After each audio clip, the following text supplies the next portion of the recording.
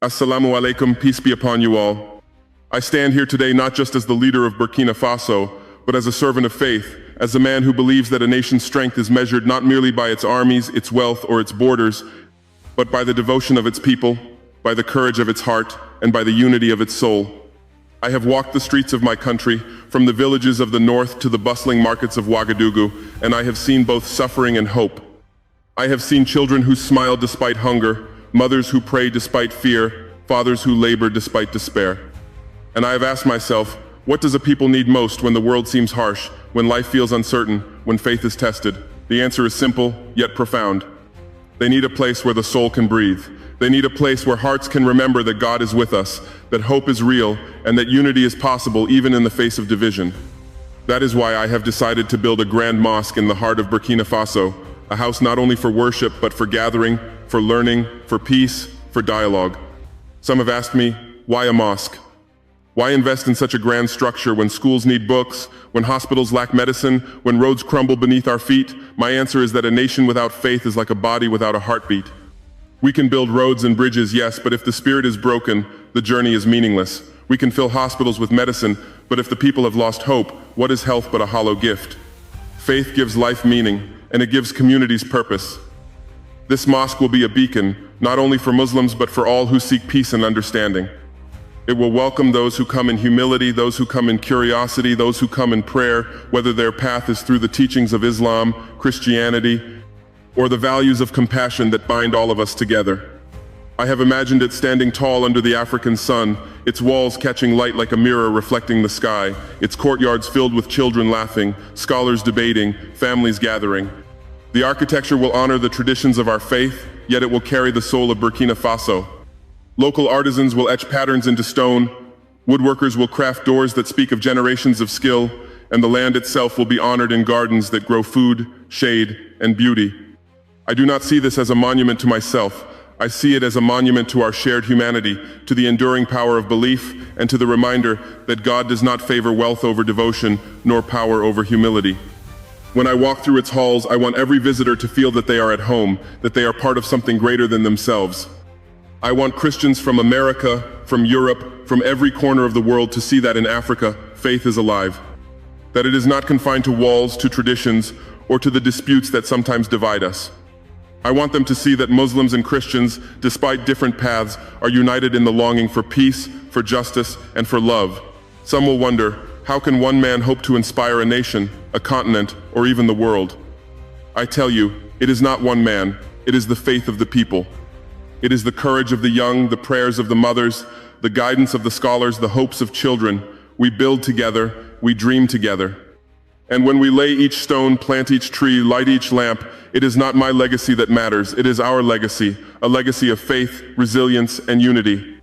I have traveled to the villages and the cities, I have met leaders and teachers, I have listened to the songs and stories of my people, and I have learned that true leadership is not about commanding obedience, but about inspiring courage, about showing by example that sacrifice for the common good is noble, that vision guided by faith can change the course of a nation, that humility paired with action can light a path where others see only darkness. I remember standing on a hill overlooking Ouagadougou, watching the sun fall behind the horizon, painting the sky with gold and crimson. I thought about the generations that came before me, about the faith that carried them through famine, through conquest, through hardship. And I thought about the generations yet to come, about the children who will grow up in a world that is complex, that is often divided, that is filled with challenges we cannot yet imagine. They will look to us, to our choices, to our courage, to our willingness to act with integrity and with vision. That is why this mosque matters. It is not just a building. It is a signal, a message, a lesson. It is a call to every person, regardless of creed, to remember what is important, that we are responsible to each other, that we are responsible to God, that our actions echo far beyond the walls we construct. We will have classrooms for children and adults, where knowledge will flow freely and respectfully, where history and faith will be taught side by side, where dialogue will replace discord. We will have spaces where families can gather, where the poor can find sustenance, where scholars can debate and learn without fear or prejudice, and we will open our doors to everyone. The Sunni, the Shia, the Christian, the Jew, the seeker who has not yet found a faith. All will be welcome to walk the courtyards, to feel the sunlight on their face, to experience the possibility of unity. When the construction begins, I will be there, not with speeches or ceremonies, but with a trowel in my hand, helping to lay the first stone, because leadership is not just words, leadership is work. Leadership is humility, leadership is presence. I know that this project will take years. I know that challenges will arise. I know that critics will question the wisdom of investing in faith when material needs are pressing. But I also know that every great civilization, every enduring society, has understood that spirituality and culture, faith and action, are inseparable. To neglect the spirit is to hollow the body. I am reminded of stories from our ancestors, of Timbuktu, of the scholars and mosques that became centers of learning, that drew people from across Africa, that preserved knowledge when the world seemed dark. That is what I wish for Burkina Faso, to be a place of light, a place of learning, a place where faith inspires not fear but courage, not division but unity, not despair but hope.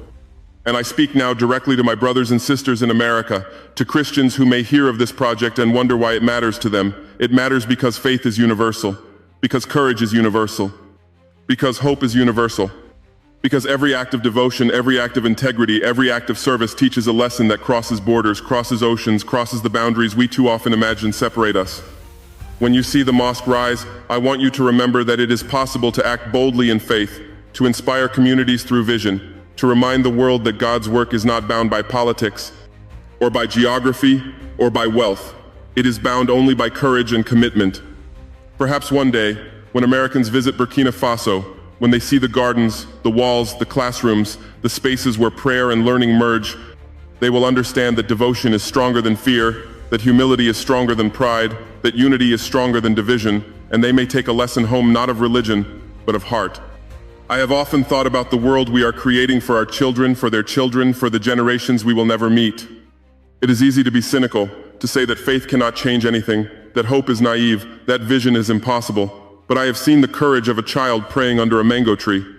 I have seen a mother offer bread to a stranger. I have seen a teacher insist that every child can learn, even when the classrooms are empty. That is the lesson I carry into every decision, into every act of service. That is why we build, that is why we dream, that is why we act. I ask those who listen, those who watch, those who pray in cities far from here. See this mosque not as a monument to a single man, but as a monument to what is possible when faith, courage, and action converge. Let it inspire you to act in your own communities, in your own families, in your own lives. Let it remind you that hope can take shape in stone and in hearts alike. And so I begin this journey not with grandeur, not with ambition for myself, but with devotion for my people, for our children, for the world that we can leave behind if we are willing to act boldly, humbly, faithfully. May this mosque stand for centuries as a light for all who seek peace. May it be a lesson not only to Muslims, but to Christians, to Jews, to all who care for justice and unity. May it remind every nation, every people, every heart that God's work is done by those who dare to build, to love, and to hope. And may Allah guide us, bless us, and give us strength to complete what we begin. This is our duty, our gift, our legacy. And today, I pledge to lay the first stone with my own hands, to begin the work that will outlast us all, and to show that faith, courage, and love are never wasted, no matter the challenges before us.